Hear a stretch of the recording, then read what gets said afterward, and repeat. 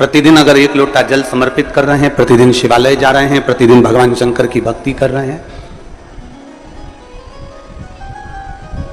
शिव दिए बिना नहीं रहता।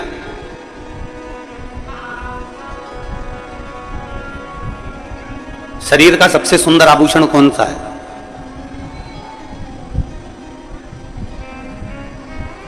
जब जम के बोलो जरा। शरीर का, मनुष्य शरीर का सबसे सुंदर आभूषण कौन सा है? मनुष्य शरीर का सबसे सुंदर आभूषण है, इस मुख से श्री शिवाय निकल जाए, उससे सुंदर कोई आभूषण नहीं। इस मुख से पंचाक्षर मंत्र नमः शिवाय निकल जाए, षडाक्षर मंत्र ओम नमः शिवाय निकल जाए, राम नाम कृष्ण नाम निकल जाए, इससे सुंदर कोई आभूषण नहीं, कोई आभूषण नहीं।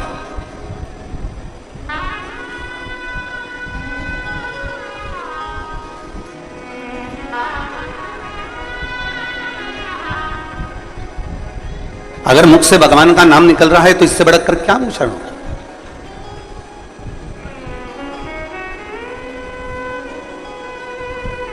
कई लोग कथा को दोष देते हैं कि हम कथा में गए थे, हमारा मंगलसूत्र चले गया। कई लोग कथा को दोष देते हैं कि हम कथा में गए थे तो हमारी चेन चली गई।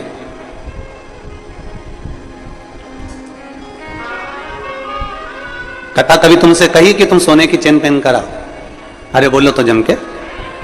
कथा ने कभी कहा कि तुम जोरदार सोने के आभूषण पहन कर आओ?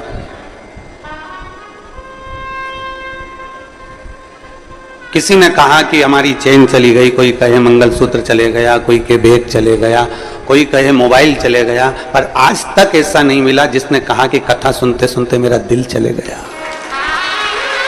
मेरा दिल चले गया। ये मन महादेव के साथ चला गया।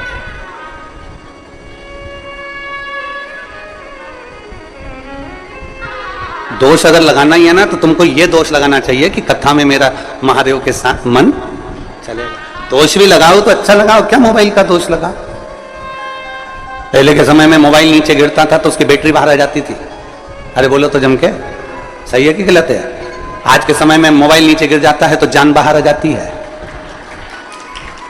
पहले तो केवल बैटरी बाहर आती थी, आजकल तो हृदय बाहर आ जाता। मेरा इतना मोबाइल महंगा और गिर गया और उसका इतना नुकसान हो गया, अब मालूम पड़े कि जान बाहर है। दोषी लगाना है तो चेन चली गई, मंगलसूत्र चले गया, बैग चले गया, सामान चले गया। अगर दोषी लगाना है तो कभी कभी दोष ऐसा भी लगाया करो कि मैं कथा में, जिस दिन से मैं कथा सुन रही हूँ, 1999 से सुन रही हूँ, चाहे 2000 से सुन रही हूँ, चाहे मैं जब भी कथा को श्रवण कर रही हूँ, जब से मैंने कथा सुनना प्रारंभ करी तब से मेरा मन भोलेनाथ में चला गया। इससे बढ़कर कोई पूंजी मेरे पास नहीं। मेरा हृदय चला गया, मेरा दिल चले गया।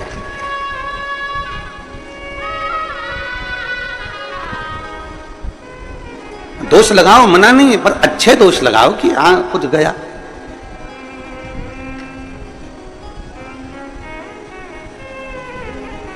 भक्ति, भजन, कीर्तन, मंत्र जाप, नाम जाप अपने भीतर के सुख के लिए होना चाहिए, आत्म सुख के लिए।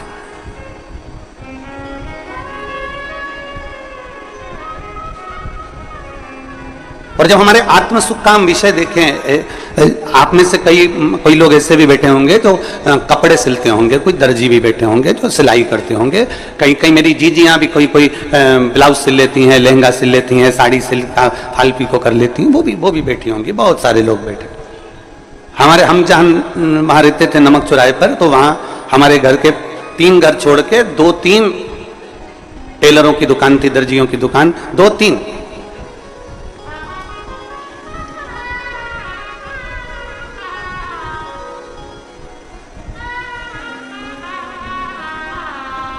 उनकी दुकान के सामने से जब निकलते थे तब हम देखते थे कि वो नया की नया कपड़ा आता था और उस कपड़े को धो के टांग देते थे। आपने देखा है कि नहीं देखा, हमको नहीं मालूम, पर हम जहां रहते थे वहां हमारे घर के पास में 2-3 दुकानें थी और कपड़े को नया की नया कपड़ा, शर्ट का नया की नया कपड़ा, पेंट का, और उन्होंने पानी में से निकाला और टांग दिया। हमने पूछा, भैया ये कपड़ा तो नया है, इसको क्यों धो दिया? ये जितना छोटा होना है ना हो जाएगा, इसका जितना कलर निकलना है ना निकल जाएगा। और कलर निकल गया और छोटा हो गया, उसके बाद अगर हम इसको बनाएंगे ना तो फिर ये छोटा नहीं होगा। इसको धो के टांग दिया, फिर ये ना छोटा होगा ना इसका कलर निकले। बस यही कि यही वेद व्यास जी कहते हैं, जैसे कपड़े वाला कपड़ा सिलने से पहले उसको धोकर टांग देता है कि इसका कलर नहीं निकले, ये कपड़ा छोटा ना हो, उसी तरह भगवान जन्म देने के बाद आपको शिव महापुराण की कथा में धोकर परमात्मा के चरणों में टांग देता है। परमात्मा के चरणों में ले जाकर गुरु आपको बिठा देता है। पहले सत्संग में, भजन में, कीर्तन में, शिव पुराण में आपको पार्टी में, मतलब इस सत्संग रूपी अमृत में आपको धो दे रहा है और धोने के बाद परमात्मा के पास में छोड़ देता है। फिर उसको मालूम है कि ये छोटा नहीं होगा, छोटा मतलब अहंकार, काम, आसक्ति, वासना, तृष्णा में ये जाएगा नहीं, निचोड़ेगा नहीं, और इसका कलर नहीं जाएगा। कलर से मतलब है कि जो अंदर इसके रंग भरा गया भगवान की भक्ति का, इसके अंदर जो रंग भरा गया राम नाम कृष्ण नाम का, इसके अंदर जो रंग भरा गया भगवान की अविरल भक्ति का, फिर वो मिटने वाला नहीं है।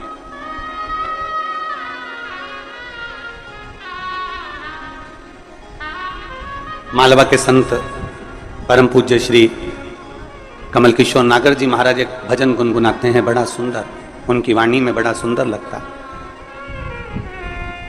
ऐसी रंगो गुरुदेव चुनर मेरी, ऐसी रंगो गुरुदेव। अब वो चुंदड़ी में रंग ऐसा रंग जाए कि फिर वो जिंदगी भर छूटे, जीवन भर नहीं छूटना चाहिए।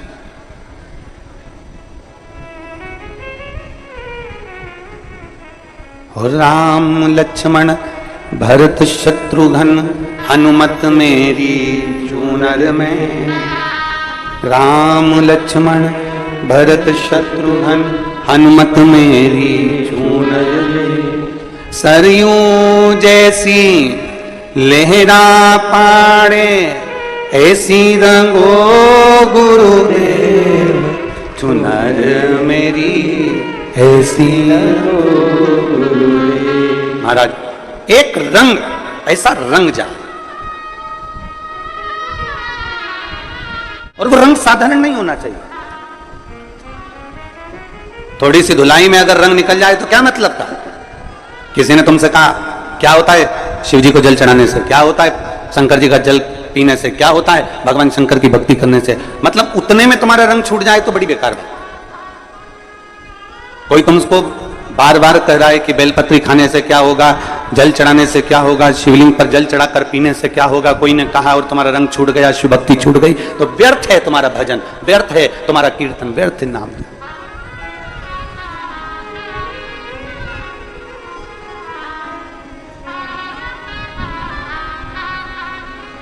वो एक वो कहते ना, धोबिया धोए चाहे सारी उमरिया, रंग वो चढ़े,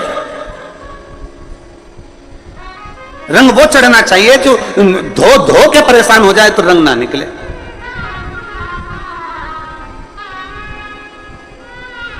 कपड़ा थोड़ा सा सस्ता रोए बार बार और महंगा रोए एक बार। कपड़ा अगर जोरदार लिया है ना तो उसका कलर नहीं निकलेगा, और अगर कपड़ा ऐसा ही ले लिया तुमने कि हाँ साहब हमें तो दे दो, हमें तो मेहमानी में देना है, हमें तो चढ़ाना है, जैसे कई माताएं होती है ना जब भागवत सुनने जाती हैं, अब यहाँ शिव पुराण पे तो कोई साड़ी वाड़ी का तो कोई क्रम ही नहीं रहता, माँ तो शंकर भगवान की कथा में कहाँ साड़ी वाड़ी का लफड़ा। भागवत जी में जब साड़ी चढ़ती है तो माताएं पहले घर में जो साड़ी आती है उस साड़ी में से सबसे अच्छी साड़ी होती है तो सास खुद रख लेती है, और अच्छी होती है तो बेटी को दे देती है, और थोड़ी सी वैसी होगी तो बहू को दे देगी, और अगर थोड़ी बहुत भी गड़बड़ निकली तो पैक करके और भागवत जी में चढ़ा दे।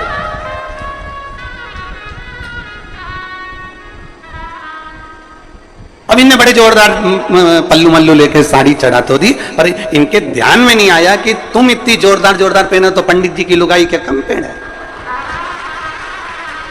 अब तुम सोचो कि भाई अब अच्छी थी रख ली, गड़बड़ थी बेटी को दे दी, और गड़बड़ थी बहू को दे दी, और गड़बड़ थी तो पैक करके, अरे बच गई रे भागवत गीता। और बचने के बाद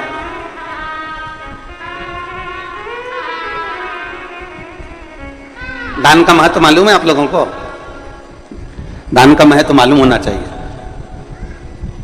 दान का महत्व किसको कहते हैं? जैसा तुम खाओ वैसा खिलाना जानो, जैसा तुम पहनो वैसा पहनाना जानो, जैसा स्वयं के लिए हो वैसा दूसरे को दिया जाए।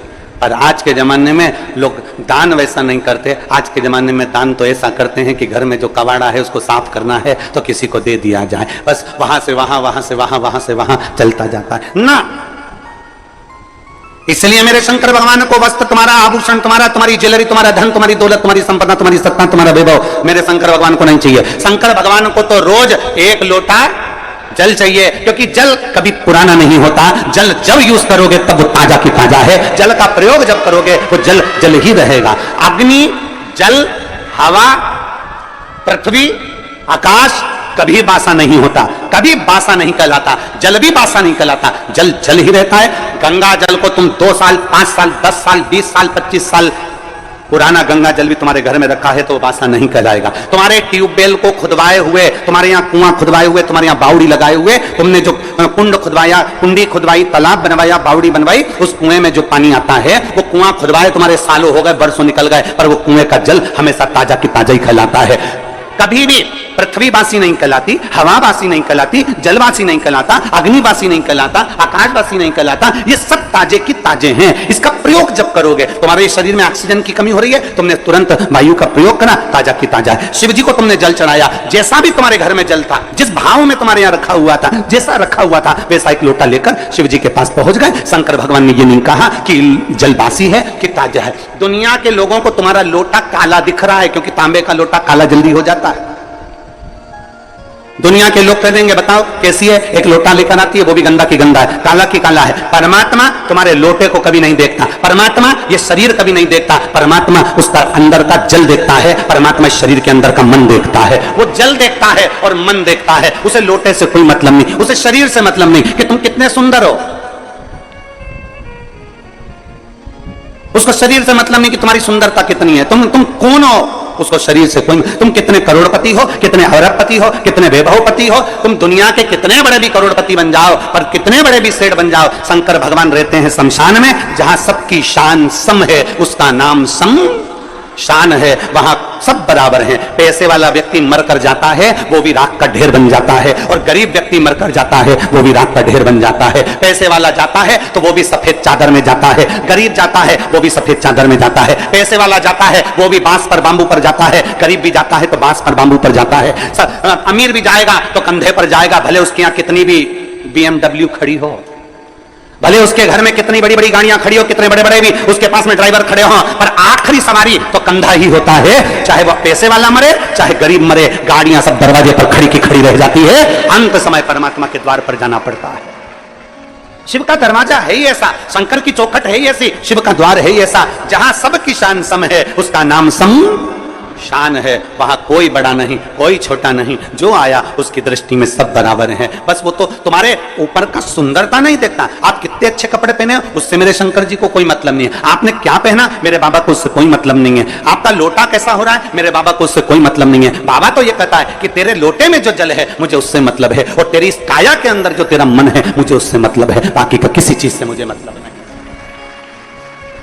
क्या करूं क्या करूं मैं उस लोटे का? अब मालूम पड़े कई कई माताएं ऐसी भी होती है कि लोटा तो घिस रही है, साफ भी कर लिया, पर दिल, लोटा साफ कर कर मंदिर में पहुंच भी गई, और पहुंचने के बाद अगर वहां मंदिर में झगड़ा करे, हट हट थोड़ा सही दे, मैं नहीं चढ़ाऊं जल, बेलपत्ती चढ़ाई, इतनी देर में दूसरी उठा के ले गई, तो आंखें बंद करी थी और गुस्से में लाल हो गई, मेरी बेलपत्ती कौन ले गया?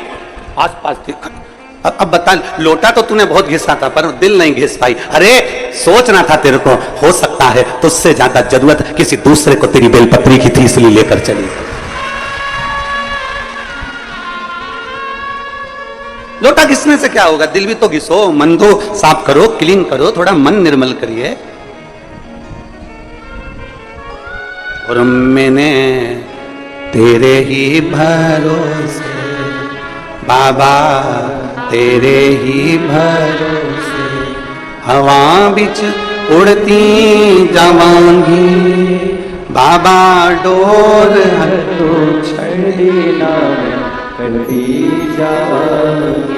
भोले मैं तेरी पतंग, शंभू मैं तेरी पतंग, हवा बिच उड़ती जावांगी, बाबा डोर हटो छड़ी ना कटी जावांगी। अपना मन तो क्लीन करो, मन साफ करो जरूर। तुम्हारे शरीर से परमात्मा को कोई मतलब नहीं है, कोई मतलब, क्योंकि परमात्मा के पास में शरीर जाता ही नहीं है।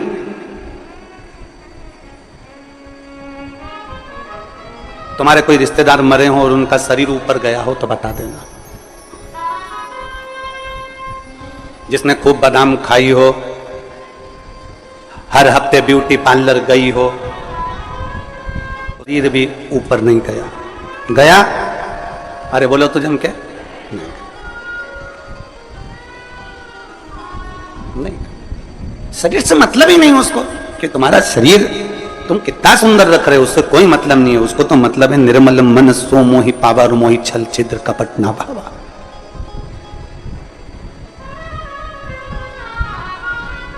तीन चीजें हैं।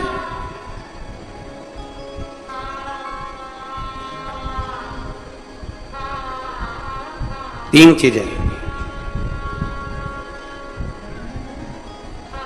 बचपन जो निकलता है वो लड़कापन में निकल जाता है, बचपन लाड़पन में निकल जाता है, जवानी अकड़न में निकल जाती है और बुढ़ापा तड़फन में निकल जाता है। बचपन गया, लड़कपन में निकल गया, छोटा है, अकल नहीं है, बुद्धि नहीं है, चित्त नहीं है, ये नहीं है, वो नहीं है, लड़कपन में निकल गए। जवानी अकड़ में निकल गई, तो मुझे जानते नहीं हो, तो मुझे पहचानते नहीं हो। कभी कभी ये शब्द भी बड़ा सुंदर शब्द है, तो मुझे जानते नहीं हो। एक चौराहे पर जब कोई व्यक्ति किसी की गाड़ी रोक लेता ना, तो गाड़ी रोकते से ही तुरंत तो मुझे जानते नहीं हो। तो उसने पूछा तुम कौन हो, फिर तुरंत उसने नाम बताया, नाम बताया और उसकी गाड़ी छूट गई। बोला छूटी कि नहीं छूटी? अरे जम के तो बोलो, छूट जाती है ना। नाम बताया उसने और उसकी गाड़ी छूटी। डॉक्टर को दिखाने जाओ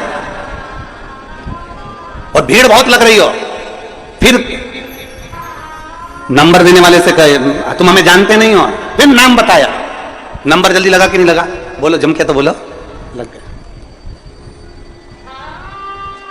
जब गाड़ी पकड़ाती है और नाम बता देने से गाड़ी छूट जाती है, तो फिर अपने को भी यह बात अपने अंदर धारण कर कर रख लेना चाहिए कि गाड़ी को पकड़ा, नाम बताने से गाड़ी छूट गई। तो जब यमराज हमें पकड़े तो हमें भी शंकर का नाम बता देना है, तो हम भी छूट जाए। गाड़ी पकड़ी और नाम बताया तो गाड़ी छूट गई, तो क्या वो यमराज के सामने नाम बताओगे तो ना छूटोगे? और अंत समय प्रभु आना पड़ेगा, वचन दिया तो निभाना पड़ेगा। आए ना आए प्रभु कुटुंब कबीरा, अंत समय प्रभु आना पड़ेगा, वचन दिया तो निभाना पड़ेगा। और अंत समय प्रभु आना पड़ेगा, वचन दिया तो निभाना पड़ेगा। जब एक नाम बोलने से गाड़ी छोड़ दी जाती है, तो उस परमात्मा का नाम लेने से श्री शिवाय नमस्तोभ्यम, ओम नमः शिवाय, नमः शिवाय। जब राम नाम, कृष्ण नाम, शिव नाम, परमात्मा का नाम हम जब लेते हैं तो वो यमराज भी छोड़ देता, छोड़ना पड़ता है। मार्कंडे बाबा का चरित्र कहता है, मार्कंडे बाबा को केवल छोटी सी उम्र मिली थी और कह दिया उसके माता पिता ने शंकर जी को पकड़ ले, शिव जी को पकड़ा। आखिरी में शंकर का गुणगान कर रहे थे, नाम ले रहे थे और यमराज आ गया, छोड़ना पड़ा। नाम का असर बड़ा होता है। जैसे ही फोन लगाया, नाम दिया कि किसके गाड़ी, नाम सुना, छोड़ दी गई। तो परमात्मा का नाम लोगे तो यम की कैद से भी छूट जाओ।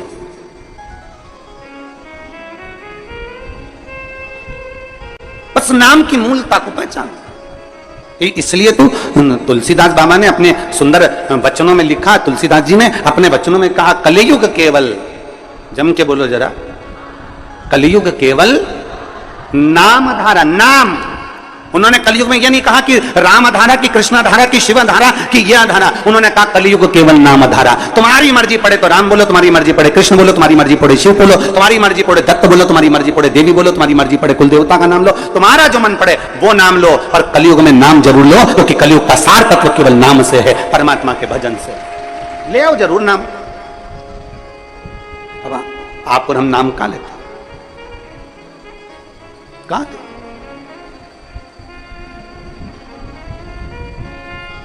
एक पत्र है,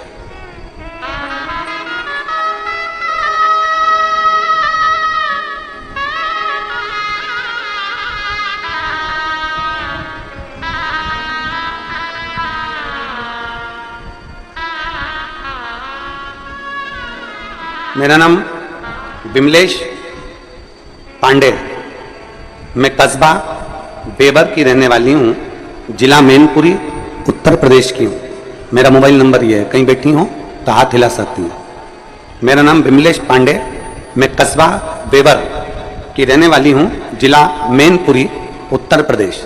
कहीं बैठी हैं, हाथ हिलाओ। हाँ ठीक है, दिख गया, दिख गया। आ जाओ, एक बेलपत्र लेकर चले जाओ।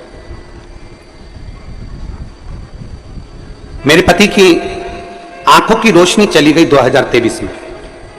डॉक्टरों को दिखाते दिखाते कई महीने निकल गए और दोनों आंखों से दिखना बंद हो गया। पूरी की पूरी आंखें चली गई। डॉक्टरों से इलाज करवाया, ऐसा कोई डॉक्टर नहीं छोड़ा बड़े से बड़े हॉस्पिटल का, शहर का, जहां हमने इलाज ना करवाया। और डॉक्टरों ने कहा कि इसमें हमें लगता है कि नसें कुछ चोक हो गई, जिसके कारण बस देखने में नहीं आ रहा। दोनों आंखें चली गई, रोशनी पूरी चली गई, दिखाई देना बंद हो गया। अब करें तो करें क्या? तभी पहली बार आपकी कथा टीवी के माध्यम से श्रवण करी, और श्रवण करने के बाद आपने कहा कि एक लोटा जल शंकर जी को चढ़ाओ और चढ़ा हुआ जल आचमन करो। हम उस जल को आचमन ना करते हुए हमारे पति की आंखों में कपड़े को गीला कर कर वो आंखों पर लगाना प्रारंभ कर दिया। मंदिर से एक बेलपत्र लेकर आते, उस बेलपत्र को पति को खिला देते, जल पति की दोनों आंखों में पट्टी जैसा लगाना प्रारंभ करा। जब डॉक्टरों ने कह दिया इसका कोई भरोसा नहीं है कि कब आएगी, और हमने फिर भगवान शंकर पर भरोसा करना प्रारंभ करा। 1-1.5 महीने तो आंखें नहीं आई, 2 महीना निकल गए, आंखें नहीं आई। तब हमने शिव के मंदिर जाना नहीं छोड़ा, पशुपति व्रत करना नहीं छोड़ा, और बाबा का क्या गुणगान करूं गुरुदेव। फिर हमने विचार करा कि आंख की रोशनी तो आई नहीं रही। फिर हमने अपने पति को लेकर सीहोर कुबेरेश्वर धाम पर आ गए, और अपने पति को लेकर यहाँ कुबेरेश्वर धाम पर आए। यहां से हमने रुद्राक्ष मांगा, और रुद्राक्ष लेकर हम चले गए।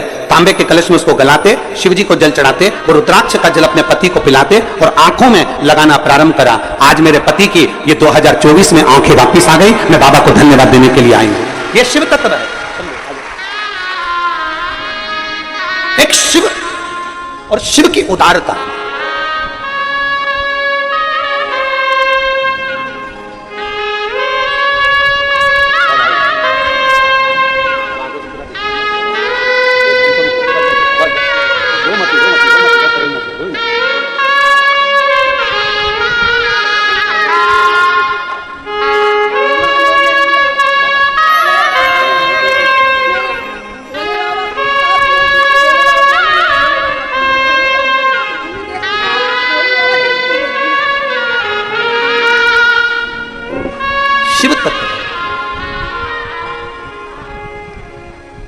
डॉक्टरों ने मना कर दिया था कि आंखें वापस नहीं आएगी। मैं अपने पति को लेकर, उन्हें दिखता नहीं था, धाम पर आ गई, रुद्राक्ष लिया, लेकर चली गई। बाबा की कंकर शंकर पूजन कर कर गई, और बाबा ने मेरे पति की आंखों को वापस दे दिया। ये शिव तत्व, योग घड़ी, एक विश्वास हमारे भीतर शिव के प्रति, शंकर के प्रति। आप सीहोर वाले महाराज जी से मिलने के लिए नहीं आए हो, ना सीहोर वाले महाराज से आपका कोई रिश्ता है, ना संबंध। एक संबंध सियोर वाले महाराज से जरूर है कि आप मेरी बहन हो, मैं आपका भाई हूं, और पुरुष जितने हैं वो मेरे जीजा हैं, और मेरी बेटियां, मेरे बेटा, मेरी माता, ये सब मेरे रिश्ते। और खास रिश्ता तो आपका मेरे कुबेर भंडारी से है, वो रिश्ता कभी जिंदगी में समाप्त होने वाला है। एक संबंध तुम्हारा शिव से जुड़े। आश्रित हो तो परमात्मा पर हो, किसी दूसरे पर आश्रित नहीं होना। भरोसा करना तो मेरे देवाधिदेव महादेव पर करना, दूसरे पर कभी भरोसा नहीं। इंसान का करा गया भरोसा टूट जाएगा, पर परमात्मा का करा गया हुआ भरोसा कभी जिंदगी में नहीं टूटता, वो भरोसा अजर और अमर रहता है। आपको लगता होगा कि कोई बहुत पैसे वाला है, बहुत करोड़पति है, बहुत धनपति है, बहुत वैभव है, उसके पास में तो बड़ा सुखी होगा। शिव महापुराण की कथा में माता पार्वती जी ने भगवान शंकर से कहा, बोले बाबा आपका और हमारा विवाह हुआ है। एक लड़की जब किसी लड़के से विवाह करती है, शादी करती है, तो उसके मन में बहुत सारी तमन्नाएं होती है, बहुत सारी आस लगी होती है, बहुत आस रहती है उसकी। एक लड़की जब किसी लड़के से विवाह करती है तो उसके मन में यह आस होती है कि बड़ा घर मिलेगा, परिवार मिलेगा, पति अच्छा मिलेगा, सास ससुर अच्छे मिलेंगे, रिश्तेदार नातेदार अच्छे मिलेंगे, मैं जिस घर में ब्याह कर जाऊंगी वहां भोजन की कोई कमी नहीं होगी, मेरे रहने के लिए अच्छा कमरा, अच्छा भवन, सब कुछ मिलेगा, बड़ा बंगला, बड़ा महल मिलेगा। पर भोले बाबा,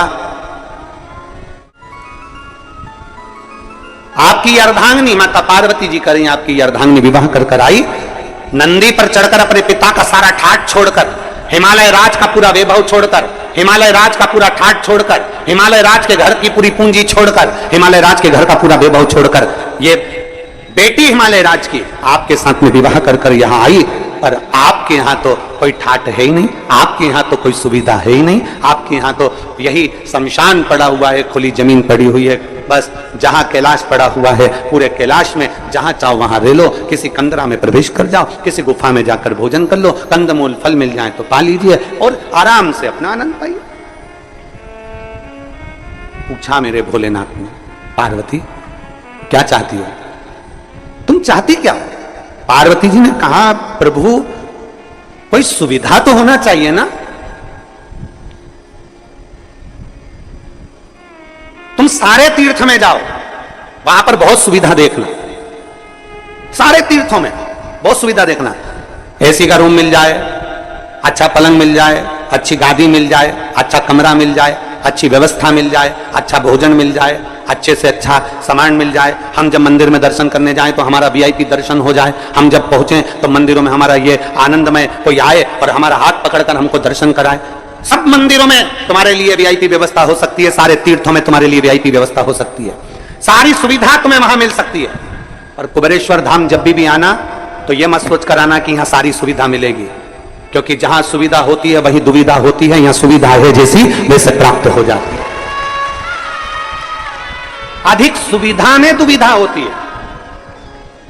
यहां तो भोजन भी आपको बनाना है और खाना भी, अरे बोलो तो जम के, आपको ही है, कद्दू भी आपको ही काटना है और बनाना भी आपको ही है, रोटी भी आपको सेकना है और खाना भी आपको ही है, खिचड़ी भी आपको बनाना है, चावल बीनना भी आपको ही है, सब्जी काटना भी आपको ही है। और अंदर यही होता है, आप में से कई माताएं, कई भाई, कई बहन, कई बेटियां, कई बेटे आते हैं, सेवा करते हैं और कद्दू काट रहे हैं, सब्जी काट रहे हैं, कहीं रोटियां बना रहे हैं, कहीं कोई सेवा कर रहा है, कोई झाड़ू लगा रहा है, कोई मालूम पड़े नुक्ती तल रहा है, कोई मिक्सचर तल रहा है। हमारी भोजनशाला में एक भी हलवाई नहीं है, हमारी भोजनशाला में केवल आप आते हो, भोजन बनाते हो और चले जाओ।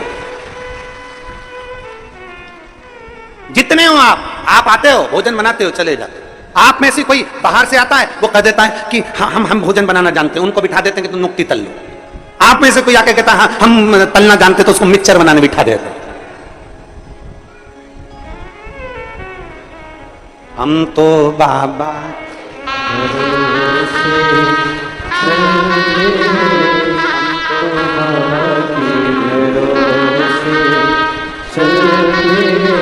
अगर सुविधा चाहिए तो यहां सुविधा नहीं, क्योंकि सुविधा जिसके पास में बहुत होती है, बहुत वीआईपी कल्चर में जो रहता है, बाद में वही दुविधा में रहता है। क्योंकि मालूम पड़े दरवाजे पर 4 लोग आए और निकलकर तुम दूध तक लेने ना जाओ, किसी को पानी पिलाने ना जाओ, तो घुटने में धीरे धीरे जंग लग जाती है, कमर में जंग लग जाती है, चलते नहीं बनता, फिरते नहीं बनता, काम नहीं बनता। आप में से ये जितने जजमान परिवार बैठे हैं, इसमें एक मुंबई का पंचाल परिवार भी बैठा हुआ है, खड़े हो जरा।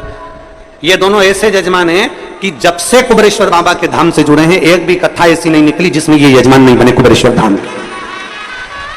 और इन दोनों की आदत ऐसी है कि जैसे ही श्री शिवाय नमस्तुभ्यम बोलने का नंबर आएगा, ये दोनों जमीन पर बैठ जाएंगे और बाबा से विनती एक ही चीज की करते हैं, अगली कथा जब भी हो, बस बाबा अगला जजमान फिर तुझे बनाना। ये सोफे पर बैठ के, पलंग पे बैठकर श्री शिवाय नमस्तुभ्यम बोलते ही नहीं है, ये दोनों नीचे बैठेंगे जमीन, दोनों जमीन। और दोनों के पांव में प्रॉब्लम है, दोनों के पांव में दिक्कत। पर जितनी देर 5 बार हम 7 बार जो हम श्री शिवाय नमस्तुभ्यम व्यासपीठ से बोलते हैं, तब ये कहीं पर खड़े भी होते हैं ना, तो जमीन पर बैठ के बोलना चालू कर देते हैं। तो हमने इनसे एक बार पूछा भी, तुमको मिलता क्या ऐसा? तो क्या इस भूमि में कुछ चुंबक है, नीचे बैठकर जब बोला जाता है और बाबा से मांगा जाता है तो वो वापस खींच कर बुला लेता है। चुंबक। ये मुंबई से आते हैं, हर कथा में जजमान बन जाते, हर कथा, प्रत्येक।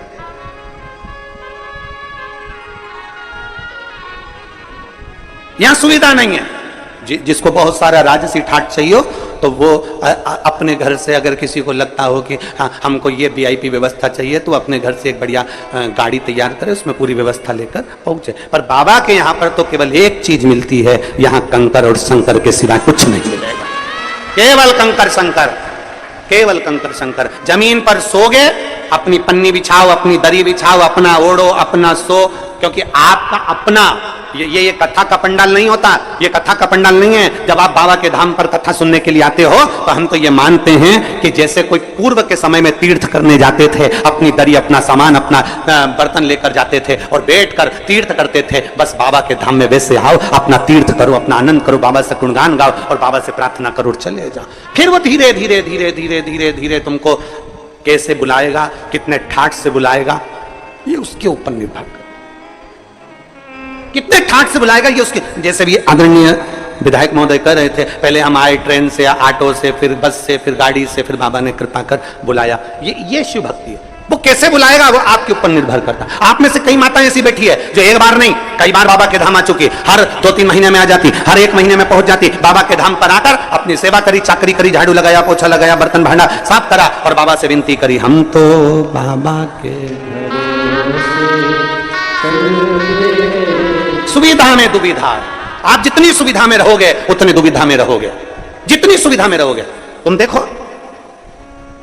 जितनी सुविधा में तुम रह रहे हो, एसी का रूम, डनलप का गद्दा, वीआईपी ट्रीटमेंट में रह रहे हो, उसके बाद में भी कमर में दर्द है, सारे डॉक्टरों का वीआईपी इलाज चल रहा है, तो भी तकलीफ पे तकलीफ चल रही है। मतलब सुविधा में दुविधा है। और जिसको सुविधा में दुविधा लग रही है उसको स्मरण करना चाहिए कि आओ बाबा के धाम, थोड़ी मेहनत करो, थोड़ा परिश्रम करो,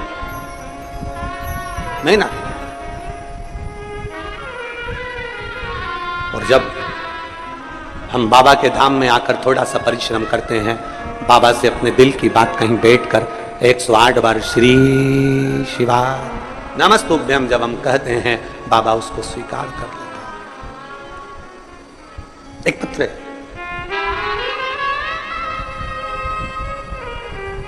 मैं देवेंद्र सिंह, गांव खेरखेड़ा, जिला झालावाड़, राजस्थान का निवासी हूं। कहीं बैठे हो तो हाथ हिला सकते हैं। मैं देवेंद्र सिंह, गांव खेरखेड़ा, जिला झालावाड़, राजस्थान का निवासी हूं।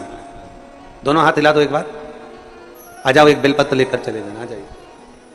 गुरुदेव, मैं 2 साल से इंडियन आर्मी की तैयारी कर रहा था, लेकिन पत्र को आप लोग एलईडी पर या अपने मोबाइल पर या आस्था चैनल पर पढ़ सकते हैं। तैयारी कर रहा था, लेकिन किसी ना किसी कारण से असफल हो जाता था।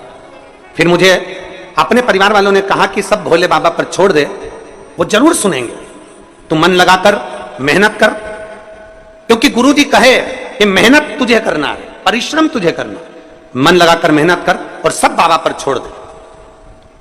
शिव जी पे जल चढ़ाना प्रारंभ कर दे। देवेंद्र सिंह ने जल चढ़ाना प्रारंभ कर दिया, पशुपति नाथ का व्रत भी किया और सीहोर आए यहां आकर हमने कंकर शंकर की पूजन करी और कंकर शंकर की पूजन कर कर भोले बाबा से प्रार्थना करी और बाबा ने ऐसी कृपा कर दी कि आज मेरी सिलेक्शन इंडियन आर्मी में हो गया और मेरी पोस्टिंग जम्मू में हुई है। मैं जम्मू में पोस्ट हूं। मैं बाबा को धन्यवाद देना चाहता हूं। मेरी पोस्टिंग जम्मू में, देवेंद्र सिंह, गांव खेरखेड़ा, जिला झालावाड़, राजस्थान का निवासी। यह शिव तत्व है।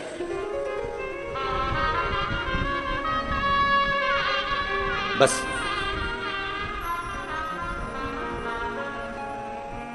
जब आप और हम भगवान शिव के भक्ति में रमे,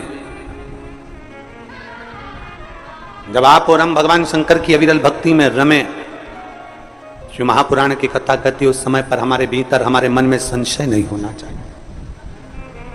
इस पत्र में लिखा कि मेरे परिवार वालों ने मुझसे कहा कि शिव पर छोड़ दे, मेहनत पूरी करना है, परिश्रम पूरा करना, मेहनत पूरी कर, परिश्रम पूरा कर। कहा गुरुजी बोलते हैं कि मेहनत में पीछे नहीं हटना है, मतलब मेहनत तो आपको डपट के करना पड़ेगी।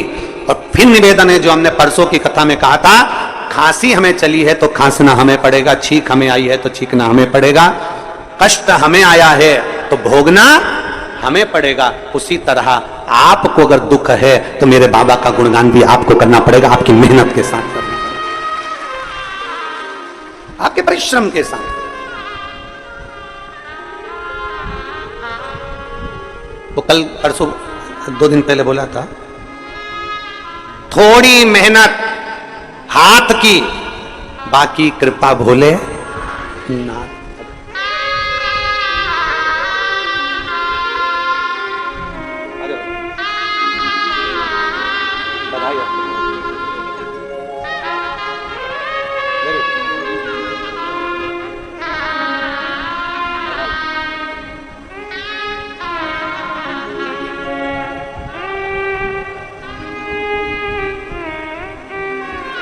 एक शिव के प्रति भरोसा, थोड़ी मेहनत हाथ की, बाकी कृपा भोले नाथ। मेहनत करो, परिश्रम करो, पीछे नहीं हटना।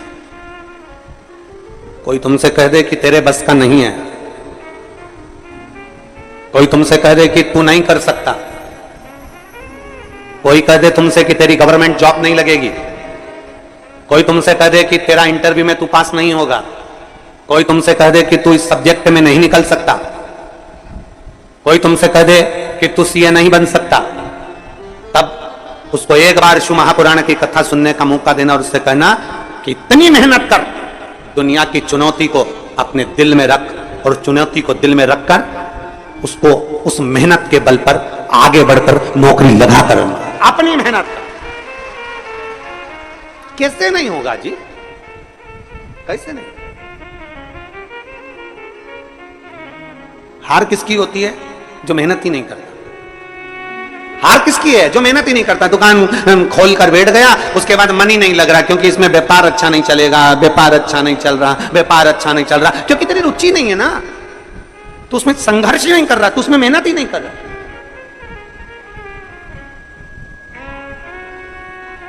थोड़ा मेहनत करो, संघर्ष करो। आपका संघर्ष, आपकी मेहनत आपको कभी पीछे नहीं हटने देगी। थोड़ी मेहनत हाथ की, बाकी कृपा भोले नाथ की। बस वो मेहनत, वो संघर्ष आपका, वो मेहनत आपकी।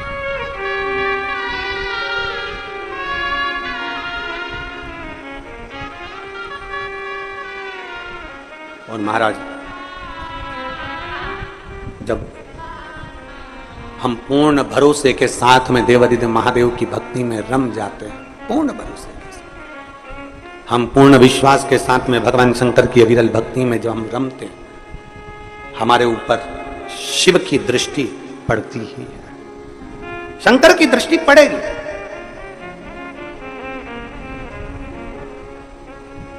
आप इतनी सारी माताएं बैठी हैं, आपके साथ अगर कोई बच्चा आया होगा ना, वो बच्चा जहां खेल रहा होगा ना, मां कथा भी सुन रही होगी ना, तो उसका ध्यान अपने बच्चे पर जरूर होगा। बोलो तो जरा सही है कि गलत है? बच्चा अगर खेल रहा होगा तो मां का ध्यान अपने बच्चे पर जरूर है। बच्चा कहां है, मां का ध्यान उस पर है।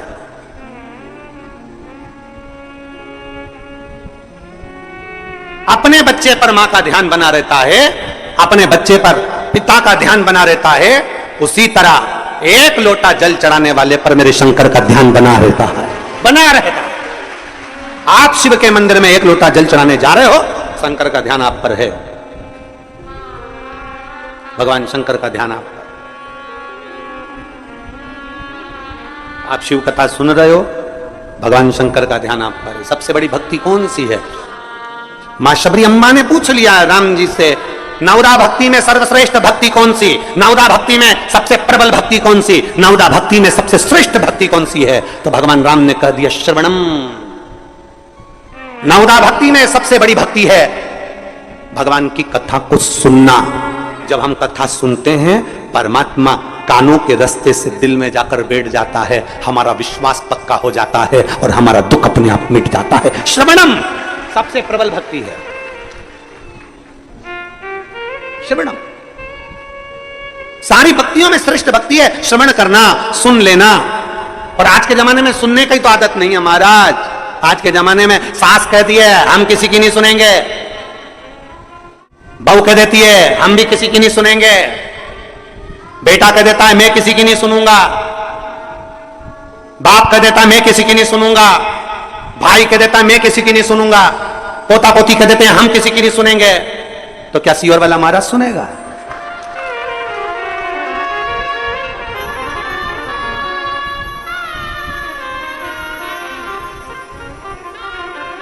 और सही बात है, सुनने की आदत तो डाल ली है, डालना चाहिए सुनने की आदत। हम किसी की नहीं सुनेंगे, हम किसी के बाप की नहीं सुनेंगे, बाप के हम नहीं सुनेंगे, छोरा के हम नहीं सुनेंगे, सास के हम नहीं सुनेंगे, माँ के हम नहीं सुनेंगे, कल की आई हम तेरी सुनेंगे।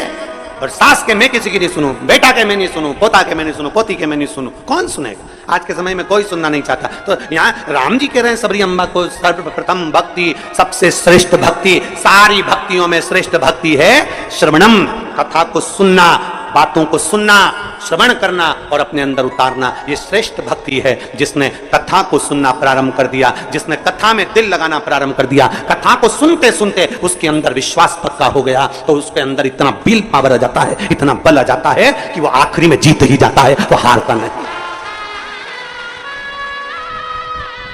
विश्वास।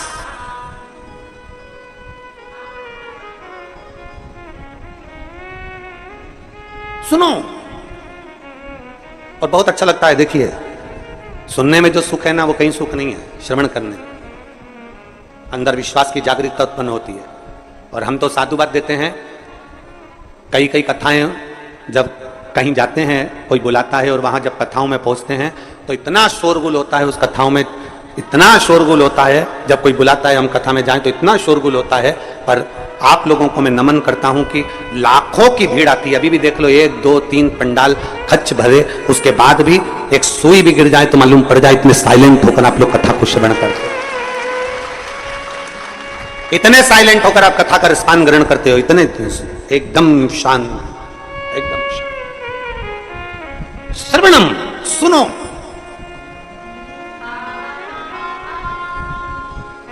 जितना सुन सकते हो सुनो। जब आप सावन के महीने में 2 लोटा जल महादेव जी को चढ़ाने के लिए जाओ, तब 3 चीजें अपने अंदर धारण करना। पहले नंबर का तो 2 लोटा जल जब घर से लेकर जाओ तो जरूरी नहीं कि दोनों हाथों में लेकर जाओ, एक लोटे के ऊपर दूसरा लोटा रखकर दूसरा हाथ से अगर कोई काम हो, पल्लू लेना हो या कोई कार्य हो तो कर सकते हो। नहीं तो तुम 2 लोटा हाथ में रख लो और पल्लू डालने में सिर पे, जरा सिर पे पल्लू। अब तुम्हारा लोटा हाथ में, बेचारा वो भेरू पल्लू रख, ठीक है, थोड़ा और खींचो, ये बाजू का तो पल्लू वो भेरू ने और खींचा है, ठीक है, ये पल्लू हमारा मुंडा में दे दो, ठीक है।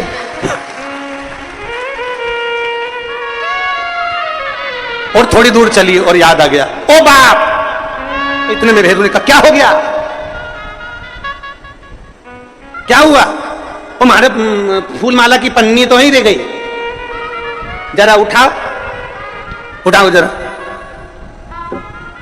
ये ले कमर में खोसी दो, कमर में खोसी दो, कमर में पन्नी।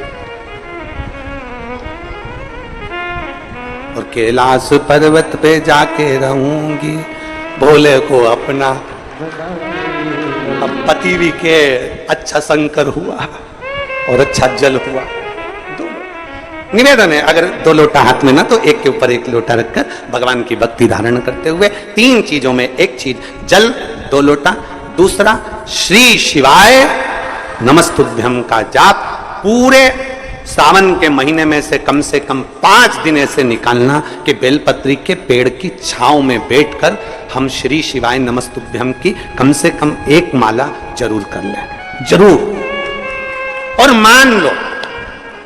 मान लो अगर बेलपत्री का पेड़ नहीं मिले, तुम्हारे आसपास में नहीं मिले, तो फिर एक काम करना, शंकर जी के मंदिर की बेलपत्र मिली जाए, उसको सिर पे, हमारे यहाँ कहते हैं आंवले के वृक्ष का जब आंवला नोमी आती है ना, तो आंवला नोमी आती है और आंवले के पेड़ के नीचे जाकर भोजन नहीं कर सकते, आंवले के वृक्ष के नीचे नहीं जा सकते, तो आंवले के वृक्ष की पत्ती को सिर पे रख के भोजन कर लो, तो कहते हैं कि हजारों अश्वमेध यज्ञ के पुण्य के बराबर, भंडारे के बराबर भोजन प्राप्त हो जाता है। आंवले के वृक्ष की पत्ती, तो वो बेलपत्र भी मस्तक पर बाबा को प्रणाम कर कर फिर वही बेलपत्र का आनंद करते हुए भाव से उस बेलपत्र को मात्र शीश से लगाई लिया ना, मस्तक पर चढ़ाई लिया ना, तो भी भगवान की विरल भक्ति प्राप्त हो सकती अविरल। और मान लो बेलपत्र भी ना मिले, तो बेलपत्री के वृक्ष की थोड़ी सी मिट्टी अपने मस्तिष्क पर लगाकर मस्तक पर चढ़ाकर भी हम जाप कर सकते हैं। बेलपत्र के वृक्ष की मिट्टी का भी चंदन हम लगा सकते, चंदन। हमने एक बार पहले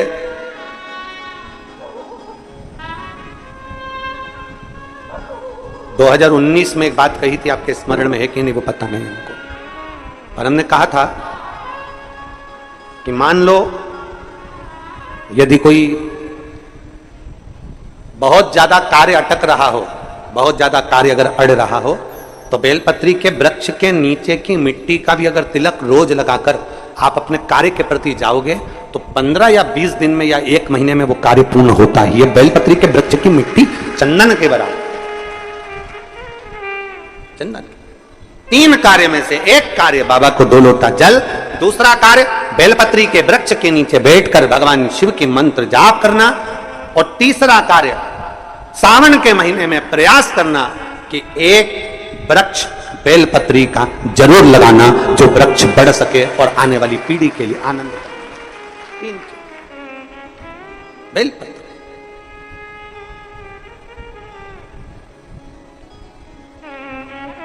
शिव का नाम लेकर, भगवान शंकर की स्तुति कर शिव के करीब,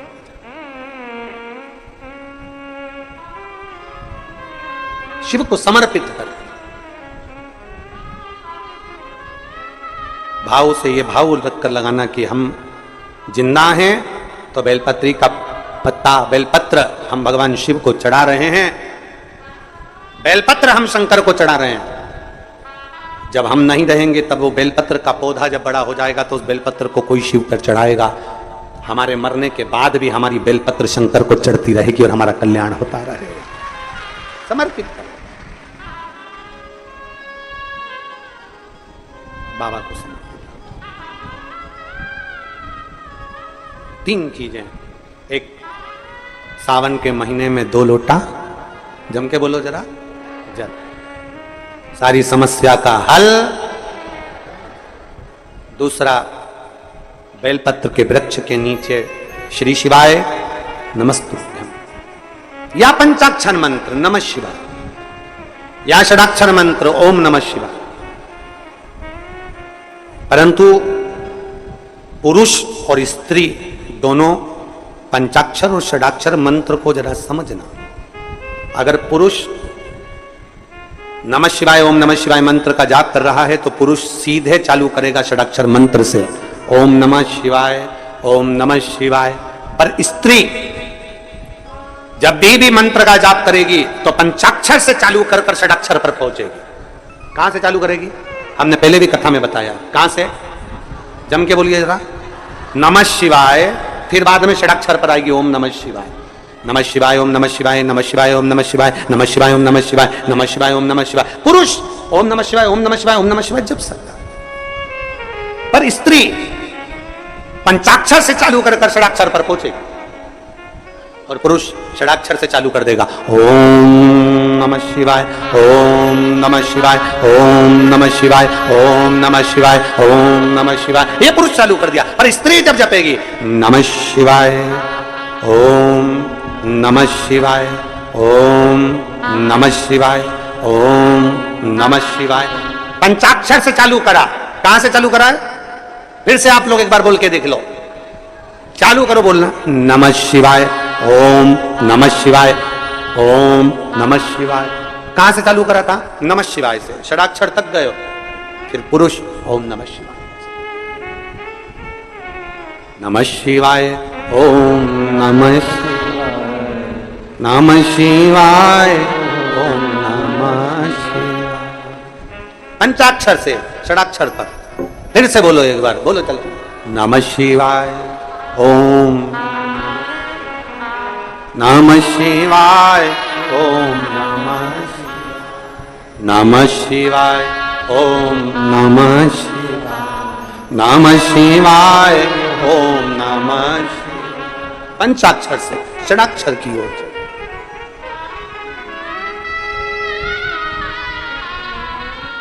पार्वती मैया शिव जी के साथ में विराजी,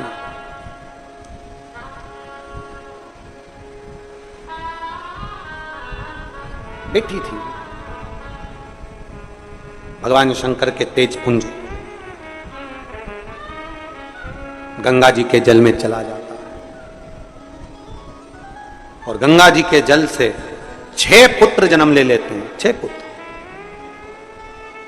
जिनका नाम कृतिकाओं ने एक कर कर षडानंद कार्तिकेय रख दिया। कार्तिक षडानंद कार्तिकेय जी जब माता पार्वती जी के पास में आए और माता पार्वती जी के पास में आते हैं और माता पार्वती जी को प्रणाम करते हैं, बाबा भोलेनाथ जी को प्रणाम करते हैं, औगड़दानी को नमन करते हैं, प्रणाम करते हैं, दंडवत करते हैं, साष्टांग करते हैं। फिर तारकासुर का संहार करने के लिए जाते हैं। अपने घर से जब निकलो पहले 1 लोटा जल महादेव को समर्पित करो। घर में जो बुजुर्ग हैं, बड़े हैं, उनके चरण छुओ। माता पिता भाई भाभी जो घर में बड़े हैं उनके चरण छुओ। क्यों? क्योंकि शास्त्र कहता है जब घर से निकलते हैं 1 लोटा जल चढ़ाकर चरण छूकर जब हम अपने काम के लिए जाते हैं तो हमारे साथ अपने माता पिता का तपबल भी हमारे साथ और महादेव की कृपा भी हमारे साथ जाती है।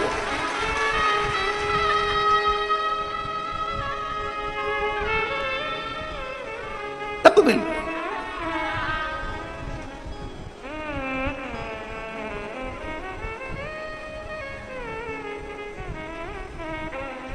तो कहे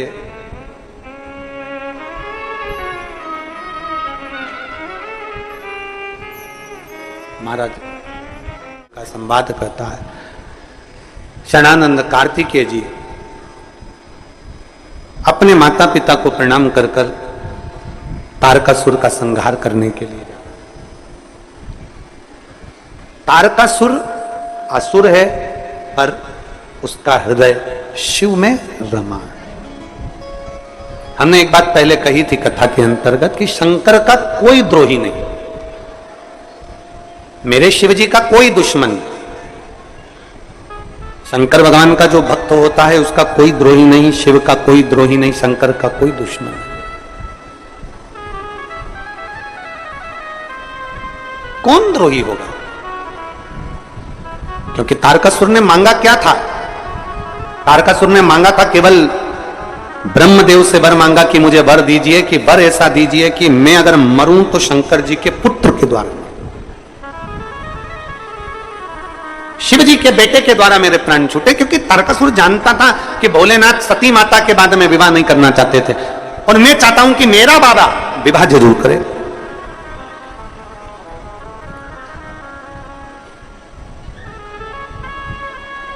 ये शिव महापुराण की कथा कहती है अपना घर, अपना परिवार, अपना कुटुंब, अपने रिश्ते, अपने नाते कभी मत छोड़ो। उस कुटुंब में, उस परिवार में, उन रिश्तों में, उन नातों में रमे हो, पर रमते रमते शिव की भक्ति को। एक बहन ने पत्र लिखा है,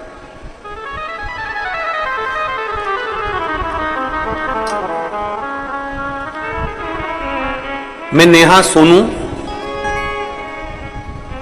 सोनू सोनी निवासी झोटपाड़ा जयपुर राजस्थान की रहने वाली हूं। कहीं बैठी हो तो हाथ हिला सकती है। मैं नेहा सोनू सोनी निवासी झोटपाड़ा जयपुर राजस्थान की निवासी हूं। कहीं बैठी हो तो हाथ हिला सकती है अगर कहीं बैठी हो। आप ही हैं? बच्चा आया है साथ में? ले आओ उन दोनों को यहां लिया। मेरा मोबाइल नंबर ये है।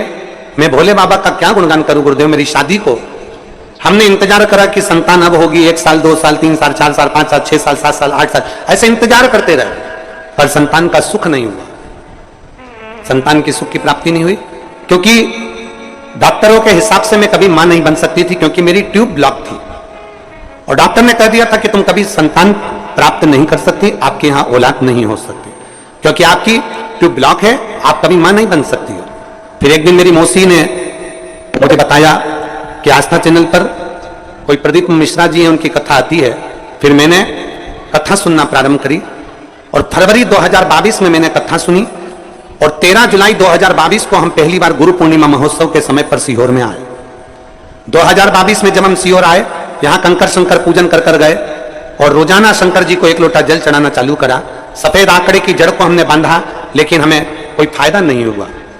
तब मैं फिर वापिस आपकी कथा पर भरोसा कर 8 नवंबर 2022 को फिर सीहोर आ गए। हमने बाबा का दरवाजा नहीं छोड़ा।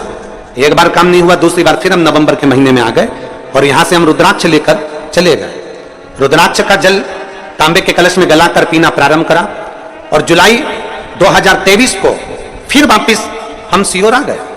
नवंबर में आए, फिर हम 2023 में फिर सीहोर आ गए जुलाई के महीने में। अब की बार में जब सीहोर आई तो मैंने बाबा के कंकर बीने और कंकर बीन कर उसकी पूजन करी। पहले हम 1 कंकर की पूजन कर कर गए, फिर आपने जो 5 कंकर का वर्णन करा उस 5 कंकर को बीन कर पूजन करी, बाबा से विनती करी, 1 लोटा जल बाबा को चढ़ाना चालू करा और फिर हम कोटा में, जब आप कथा में कहते हो कि एक दिन पंडाल में अगर बैठकर आपने कथा सुनी है तो उसका फल जरूर मिलेगा, हमने हमारे पति से कहकर कोटा में जब आपकी कथा हो रही थी तो हम कथा सुनने के लिए 1 दिन के लिए गए और कोटा की कथा में कथा सुनी और बाबा से विनती करी। मैं 2 बार आपके सीहोर होकर आ गई हूं, मैं 2 बार आपकी जड़ बांध चुकी हूं, कुछ भी करो पर मेरे यहां संतान देना। मैं 2 बार सीहोर आ गई, 2 बार मैंने जड़ बांध ली, 2 बार पशुपति व्रत कर ली है। आप नहीं सुनोगे तो आप सीहोर वाले महाराज की तो सुनोगे, मेरी गोदी भर दो ना बाबा। और बाबा ने ऐसी कृपा कर दी, 26 मई 2024 को मेरे घर में 2 बच्चों ने जन्म लिया, एक बेटा और एक बेटी ने जन्म लिया। मैं बाबा की कृपा से लिया। 26 मई 2024 को मेरे यहां बाबा की कृपा से 2 बच्चों ने जन्म लिया। मैं बाबा के धाम लेकर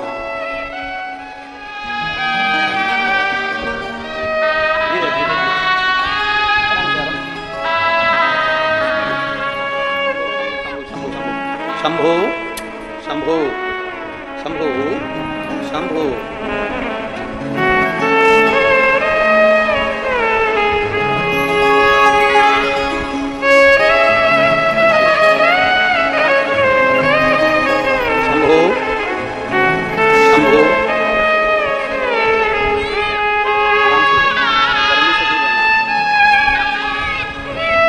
अभी 1 महीने के हैं, एक बार जोरदार ताली बजाएं।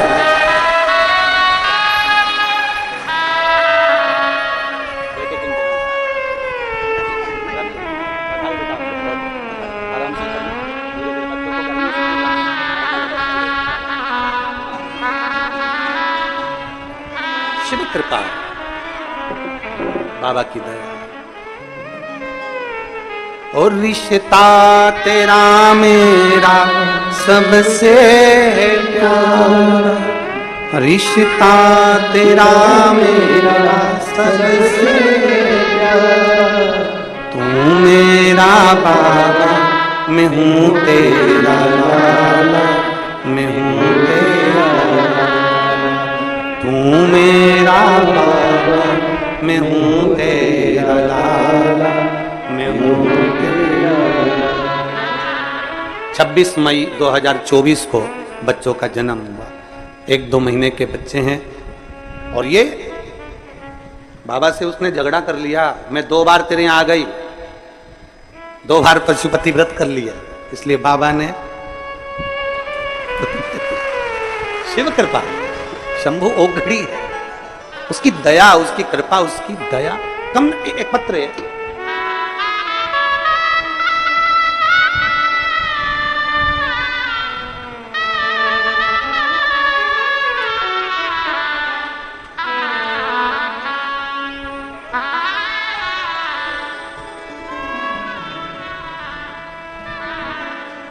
काजल झा, पति अतुल झा, बेलमोहन गांव, मधुबनी जिला बिहार की रहने वाली हूं। मेरा मोबाइल नंबर ये है, कहीं बैठी हैं तो हाथ हिला सकती हैं। आप ही हैं? श्री शिवाय नमस्तुभ्यं में एक बार हाथ हिला दो, आ जाओ, एक बेलपत्र ले जाना, आ जाइए। मैं काजल झा, पति अतुल झा, बेलमोहन गांव, मधुबनी जिला बिहार की रहने वाली हूं। बाबा का मैं क्या वर्णन करूं? आस्था चैनल के माध्यम से आपसे जुड़ी हूं, शिव पुराण की कथा सुनती हूं, मंदिर में 1 लोटा जल चढ़ाना प्रारंभ कर दिया।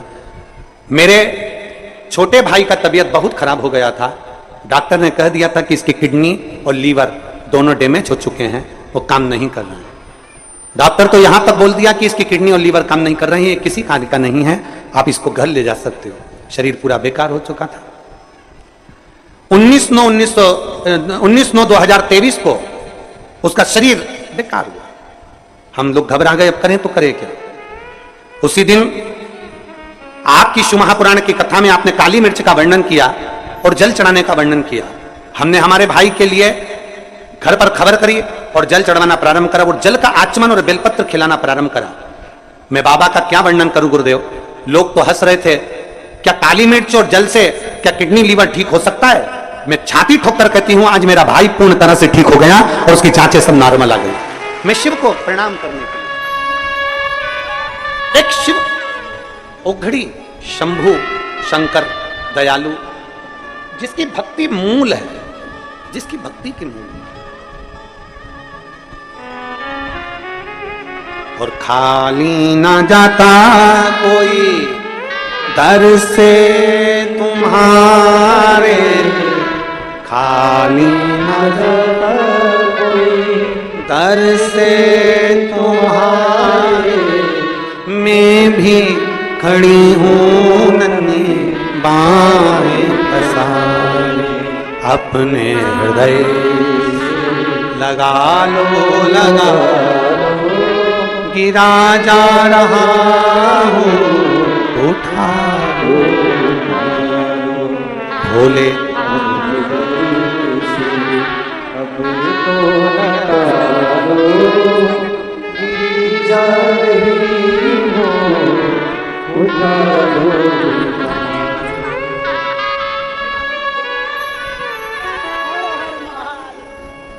डॉक्टर ने किडनी लीवर दोनों डैमेज हो गया, ठीक नहीं होगा, इसको घर ले जाओ। 1 लोटा जल, दुनिया के लोग नहीं जान पाएंगे, हंसेंगे लोग, क्यों सियोर वाले महाराज के चक्कर में पड़ी हो, क्यों सियोर वाले महाराज के चक्कर में पड़ी हो। 1 लोटा जल से क्या सब कुछ मिल सकता है? अगर विश्वास पक्का है, ब्रह्मा ब्रह्मलोक में रहते हैं, भगवान विष्णु बैकुंठ लोक में रहते हैं, इंद्र लोक में रहते हैं, और मेरा भोले भंडारी पृथ्वी लोक पर रहता है। वो आता है और दुख मिटा कर जाता है, उसको पहचानो। तारकासुर ने वर मांगा, मेरे ओघड़दानी का विवाह हो जाए, उनके संतान के द्वारा मेरे प्राण, के बेटे से मैं मरूं, उनके बेटों के द्वारा मेरे प्राण, उनके बेटे। अब शिव का कोई द्रोही नहीं, मेरे शंकर भगवान का कोई द्रोही नहीं, मेरे ओघड़दानी का कोई द्रोही नहीं, उन्होंने तो स्वीकार कर लिया। तारकासुर का संहार करने से पहले, तारकासुर को मारने से पहले मां पार्वती जी ने कह दिया, सुन कार्तिकेय षडानंद, तू जा तो रहा है, पर एक बात का स्मरण रखना, षडानन कार्तिकेय तू जा तो रहा है, पर इतना याद रखना कि तारकासुर को मारना जरूर, पर उसके दिल में, उसके हृदय में शिव बसा है, इसलिए तू उसके हृदय में, तू उसके दिल में कोई बाण मत मार देना, तू उसके हृदय में कोई बाण मत मार देना, तो उसके दिल में कोई बाण मत मार देना। शिव उसके दिल में बसा है, शंकर उसके हृदय में बसा है। और महाराज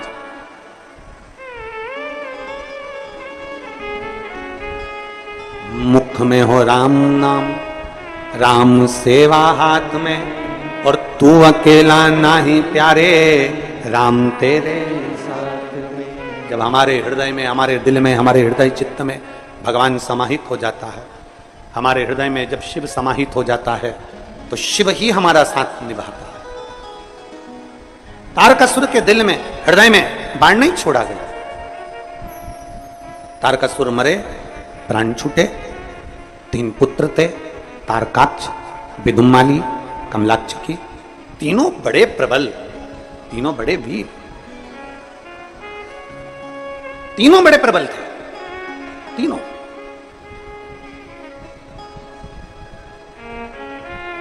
जब हमारा विश्वास जागृत हो जाए, जब हमारा भरोसा दृढ़ हो जाए, जब हमारा विश्वास पक्का हो जाए, तब शिव सुनता जरूर है। विश्वास अगर पक्का है तब। एक पत्र देखिए,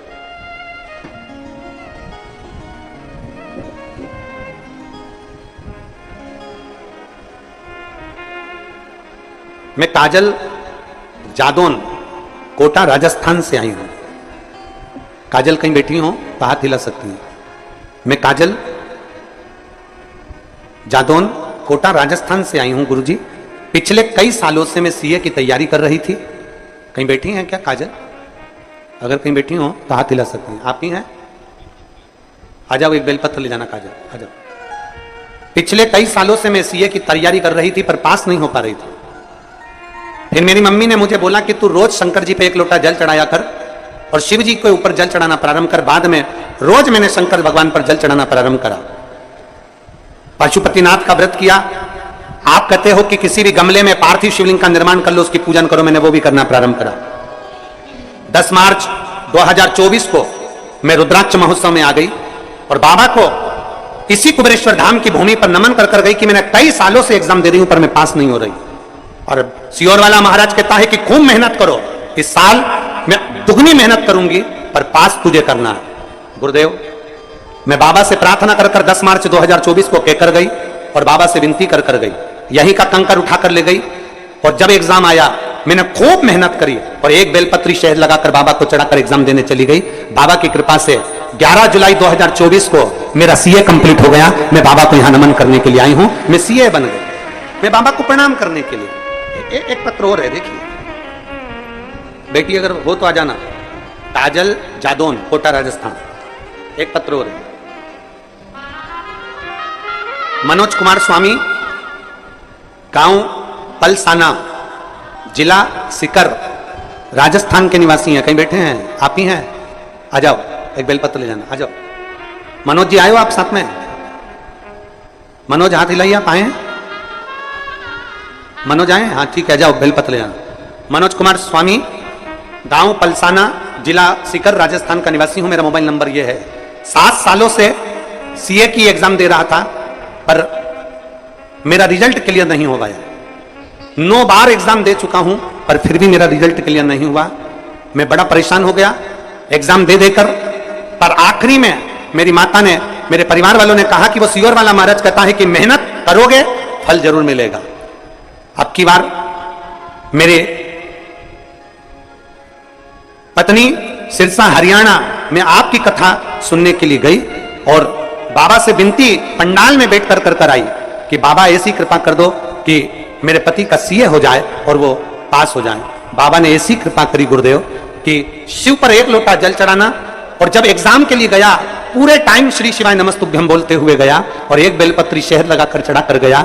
आज 7 सालों के बाद मेरे बाबा ने मुझे सीए बना दिया। मैं बाबा को प्रणाम करने के लिए आया। शिव तत्व इसी को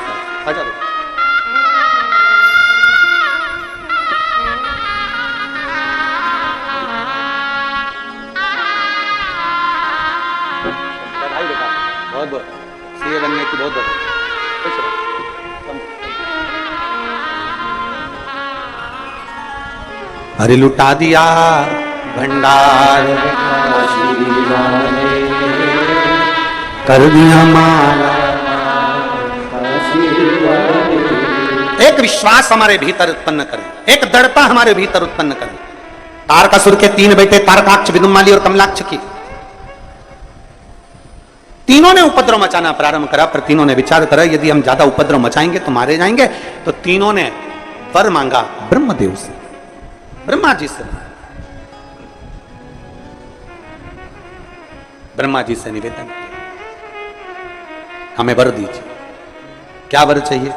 बस ऐसी कृपा कर दो कि हम तीनों मरें तो एक साथ मरें, और हम तीनों अगर रहें तो 3 पुरियां हमारे साथ में रहे, 3 महल, 3 नगर, 3 क्षेत्र हमारे निकट हो।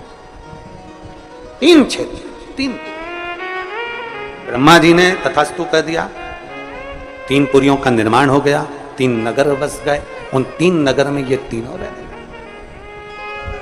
अब इन्हें उपद्रव मचाया। जब व्यक्ति के पास में बहुत वैभव हो जाता है, जब व्यक्ति के पास में बहुत सारा यश हो जाता है, बहुत सारा वैभव हो जाता है, तब व्यक्ति फिर धीरे धीरे अपनी मनमानी करना प्रारंभ करता है। तीनों अजय, तीनों जो उपद्रव मचा।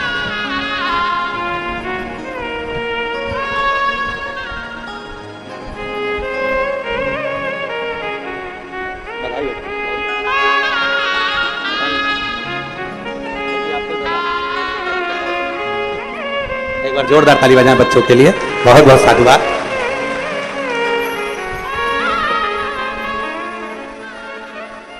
शिव ने कहा, मैं भगवान शंकर के पास सूचना गई कि तारकासुर के 3 बेटे तारकाक्ष, विदुमाली और कमलाक्ष के तीनों ने उपद्रव मचा रखा।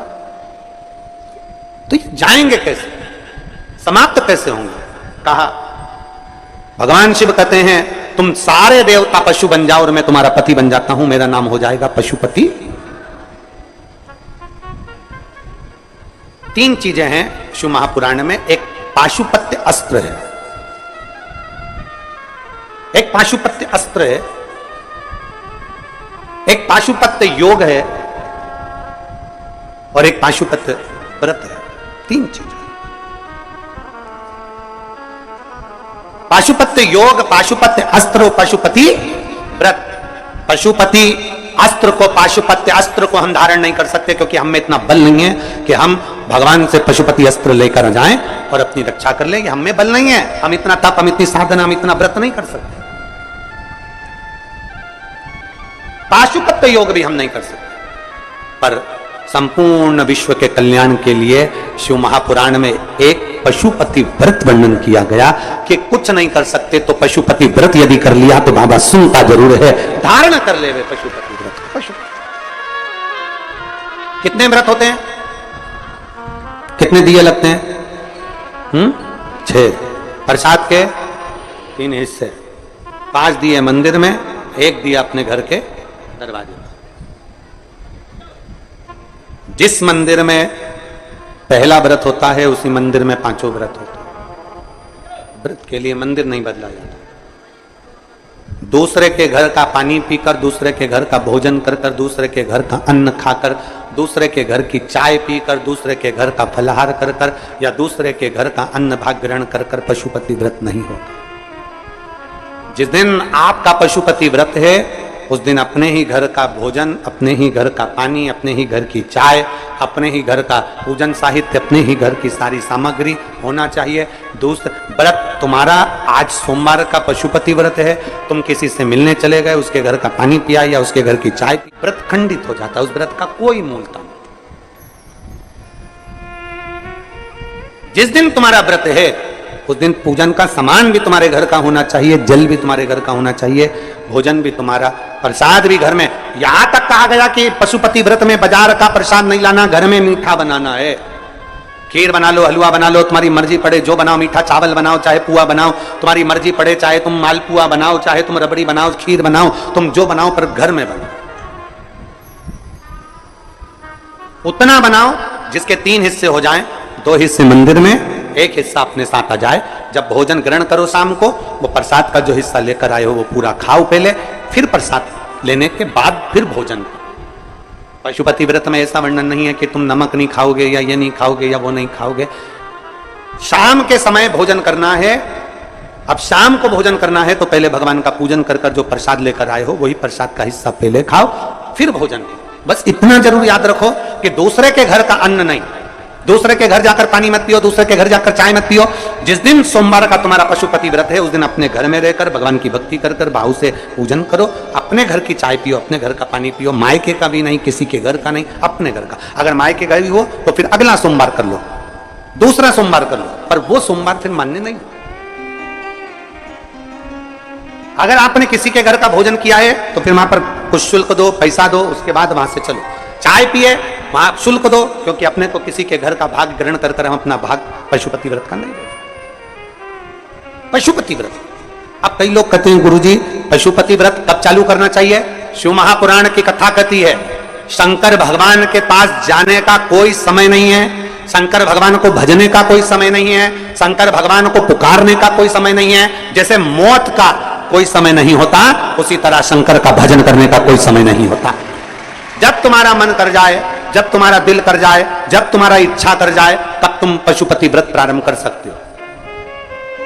पर यदि आपका 16 सोमवार का व्रत है और साथ में पशुपति व्रत कर रहे हो तो वो स्वीकार नहीं होगा। तुम्हारी एकादशी सोमवार के दिन पड़ गई और तुम एकादशी का व्रत कर रहे हो और सोचो पशुपति व्रत भी कर लूं तो वो स्वीकार नहीं होगा। पशुपति व्रत केवल पशुपति व्रत ही रहे। पशुपति व्रत। कढ़ाई में जितना सामान बनाया तुमने, जितनी खीर बनाई, जितना सामान बनाया पूरा की पूरा लेकर जाना। ये नहीं कि कढ़ाई में छोड़कर चली जाऊं, आधा बच्चों के लिए छोड़ जाती हूं, आधे में से 3 हिस्से कर दूंगी ना। कढ़ाई में अगर छोड़कर चले गए तो प्रसाद के 2 हिस्से तो वहीं हो गए, क्योंकि बना तुम शिव जी के लिए रहे थे, बना तुम भगवान के लिए, हिस्सा नहीं छोड़ा। एक पत्र आशा देवी, सतीश कुमार देहरादून उत्तराखंड से आए हैं। कहीं बैठी हो तो हाथ हिला सकती हैं। आशा देवी, सतीश कुमार देहरादून उत्तराखंड से हम 2 बहनें आई। कहीं बैठी हैं? आप ही हैं, हाथ हिला दो। श्री शिवाय नमस्तुभ्यं। आ जाओ, बेलपत्र लेकर चले जाओ। उत्तराखंड देहरादून से आए हैं, कुबेरेश्वर धाम बाबा से मिलने के लिए आए हैं और अपने मायके आए हैं। मायका आप सभी का है। हर हर महादेव। मेरे बेटे राहुल कुमार जो 2020 से सरकारी नौकरी के लिए तैयारी कर रहा था, 2020 से उसकी नौकरी नहीं लग रही थी, वो आखिरी में हार गया और उसने कह दिया मम्मी अब मैं एग्जाम नहीं दूंगा, अब मैं कंपटीशन एग्जाम में नहीं बैठूंगा। तब मैंने अपने बेटे से कहा कि क्यों हिम्मत हारता है, थोड़ी मेहनत और ज्यादा कर और बाबा पर भरोसा रख। वो सियोर वाला महाराज कहता है कि भरोसा कभी टूटता नहीं है अगर शिव पर करा है तो। सियोर वाले गुरुजी कहते हैं कि 1 लोटा जल चढ़ाया कर। वो सियोर वाला गुरुजी कहता है कि 1 लोटा जल महादेव को चढ़ा। फिर मेरी बहन ने कहा कि तुम्हारे बेटे से कहो कि पशुपतिनाथ का व्रत कर, और मेरे बेटे ने मेरे कहने पर पशुपतिनाथ का व्रत किया। गुरुदेव जब मेरे बेटे ने एक बार व्रत किया उसका कार्य नहीं हुआ, तब उसका कार्य नहीं हुआ, तब उसने फिर मुझसे कहा मां मेरा तो इंटरव्यू क्लियर नहीं हुआ। फिर मैंने बेटे से कहा कि तू फिर पशुपति व्रत कर और अब की बार प्रसाद तू बना। मेरे बेटे ने प्रसाद बनाकर पशुपति व्रत किया, बाबा का पूजन करा, 1 लोटा जल चढ़ाया, और जब वो एग्जाम देने के लिए गया तो पूरे समय श्री शिवाय नमस्तुभ्यं बोलते हुए गया और बाबा के ऊपर एक बेलपत्र शहद लगा कर गया। आज मेरा बेटा ITV आर्मी में सिलेक्ट हो गया और उसकी ट्रेनिंग शिवपुरी में चल रही है। मैं बाबा को यहां धन्यवाद देने के लिए आ जाओ।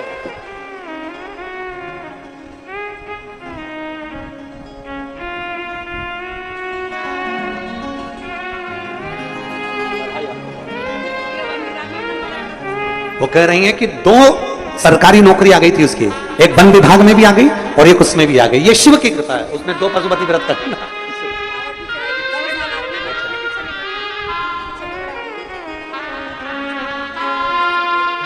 दीदी उन बोल रही हैं हमारा बेटा जब कावड़ चढ़ी ना, उस कावड़ को सीहोर से लेकर कुबेरेश्वर धाम तक आया था और कुबेरेश्वर बाबा को जब कावड़ का जल चढ़ाया तो ये कहकर चढ़ाया था कि अगली कावड़ तक मेरा सिलेक्शन हो जाना चाहिए, और मेरे बेटे का सिलेक्शन हो गया। ये मैं बाबा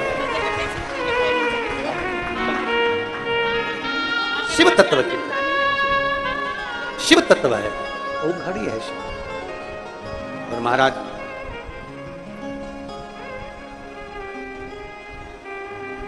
मैंने तेरे ही भरोसे बाबा, तेरे ही भरोसे हवा बिच उड़ती